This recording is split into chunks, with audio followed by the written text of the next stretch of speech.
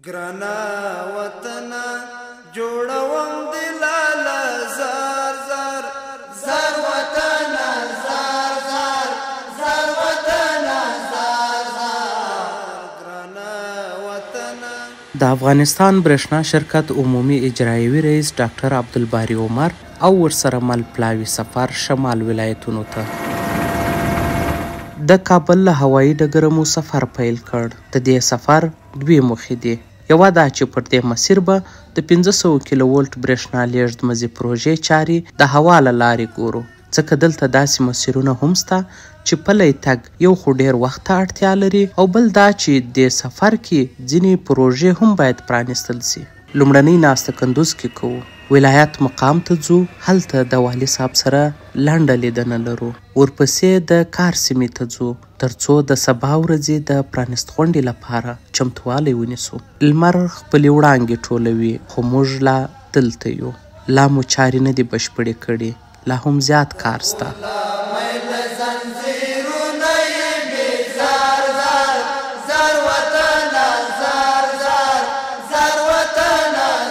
دلته د شیرخان بندر څخه تر کندوز ښار پورې د برېښنا لیږد نوي رغول سوي 110 کیلو ولټ مزي د ګټې اخیستنې غونډې ته چمتوالی روان دی. موږ هم تر هغې دلته یو ترڅو دا ځای د پرانیست غونډې لپاره چمتو کړو. له دې ځایه د کندوز، بغلان او تخار ولسونو ته ښه خبرونه لرو. ډاکټر صاحب عبدالباري عمر د خپلې وینا پر مهال وویل: موږ وکولی شوی چې دغه لاین په 18 ورځو کې نوی کو چې 3 کیلومتره اوږدوالی لري. مقطع هم له 120 ملي متره څخه 180 ملي متره ته لوړه شوه چې په نتیجه کې به د پام وړ تغیرات رامنځته شي.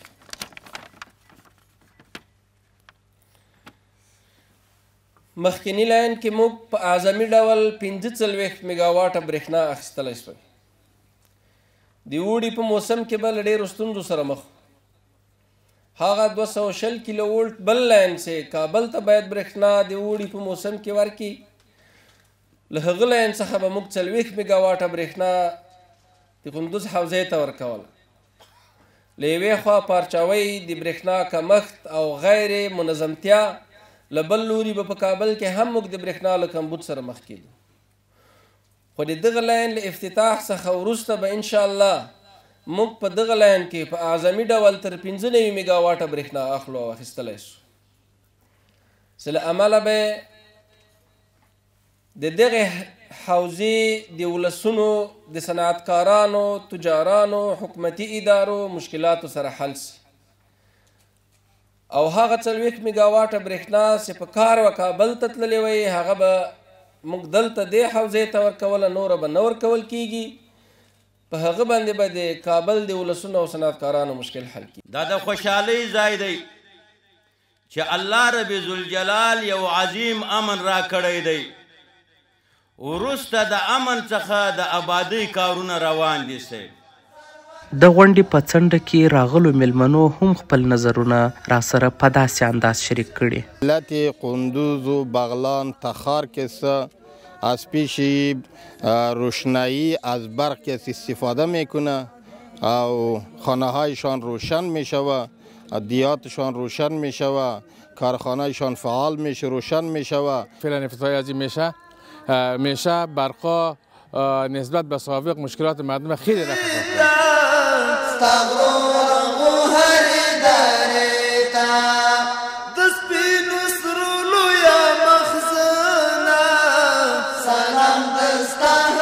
ستړې ورځ وه، نور دلته پروګرام پای ته ورسید او روانیږو مخ پر مزار شریف. دا د مزار شریف هوایي ډګر دی. دلته چورلکه کښېنسته ترڅو موږ سته برنامې تعقیب کړو. د مزار شریف له والي سره به لومړنۍ لیدنه کوو، وروسته د هغه څخه به د پروژې ساحې ته ځو.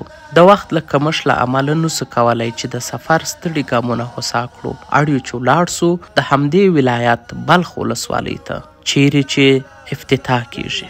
دا د مزار شریف د بلخ ولسوالۍ ده. دلته 15 کیلو ولټ برېښنا کوټ کې د 4 میګاواټ امپیر نوی ترانسفرمر ګټې اخیستنې ته وسپارل سو. و یک ترانسفرمر کلان در اینجا نصب شده که مقدار برق این ولسوالی به 9.2 مگاوات ارتقا یافت. 16,000 مشتری که در این ولسوالی ما داریم، شما شاهد این صحنه هستین که قبلا برقشان تقریبا غیر منظم بوده. با اساس افتتاح این ترانسفرمر این بینظمی از بین خواهد رفت انشاءالله و از 3 تا 4,000 مشتری جدید می توانیم که برشان برق بدیم که قبلا این ظرفیت را نداشتیم. نه تنها در ولسوالی بلخ، در دیگر ولسوالی های بلخ همچون پروژه ها داریم انشاءالله. در سال آینده 404 هجری شمسی در ولسوالی چمتال، چاربولک، نهرشایی و دیگر ولسوالی هایی که نامه‌شان در ذهن من نیست پروژه های مختلف داریم. محترم مهمان گرامی که تشریف آوردن اینجا برای ما شما افتتاح میکنه، واقعا خیلی خدمات نهایت پربرکت و پرشکوه برای ملت مردم ولسوالی بلخ. دلته غونډه پای ته ورسېده، خو بیا هم اړ یو چې د وخت څخه په استفادې سره باید حیرتان ته لاړ سو او هلته د 1500 کیلو ولټ برېښنا لیږد مزي له پروژې څخه لیدنه وکړو. دلته هوا هم ښه سړه ده، فکر کوم لږ باران هم ووري، خو بیا هم د رهبرۍ ژمنتیا ده چې د حالاتو کې له خپلو پروژو لیدنه کوي. د پایو درېدل، لاینکشي او د سبسټیشنونو جوړول چې په دغه پروژې کې به موږ 1000 میګاواټه برېښنا د ترکمنستان هیواد څخه اخلو. دلته موږ قراردادي شرکت هم رغولی. په دې برخه کې مو د قراردادي شرکت له مسؤل سره هم خبرې کړې دي. راسئ واورو چې څه وایي. نو ټولې پایې چې د شبرغان نه د شتالوان پورې 215 پایې دي چې په دې زمین کې 600 اریکشنې تکمیل شوي دي او 115 اریکشنې پاتې دي او فاونډیشنونه په حدود دی دیش فاونډیشن پاتې چې هغه سبولوبور ساحه کې کارونه زمونږ پاتې دي چې انشاءالله دا واورې ختم شي. دا د ساحو کې مونږ کار په تیزۍ سره چټکتیا سره شروع کړی ده. د دې ځای څخه لیدنه پای ته ورسېده.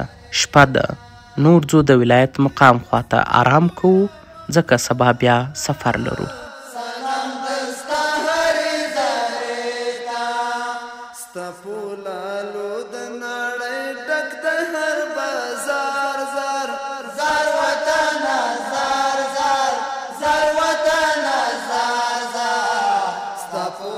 دا د اوس روانیږو مخ پر جوزجان، هلته هم پرانست غونډه لرو.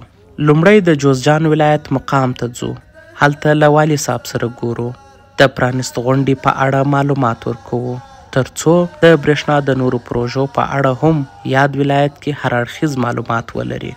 دا بیا د شبرغان جرقدوق برېښنا کوټ څخه د بیات پاور ټي کنکشن پورې د 110 کیلو ولټ برېښنا لیږد بیا رغول سوي مزي او د پل خراسان 20 کیلو ولټ نوې غځول سوي برېښنا شبکې پروژې ګټه اخیستنه ده.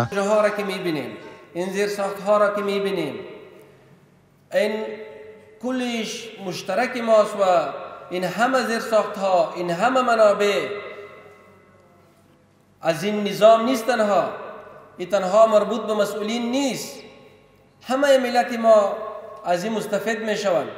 جناب رئیس محترم او د انجینران او تخنیکی ټیم د جوزجان ولایت د ریاست په شمول باندې چې دا کم خدمتونه دوی نن د جوزجان ولایت ولسونو ته، د جوزجان ولایت ملي تجارانو ته دا وړاندې کړل، موږ دوی نه مننه کوو.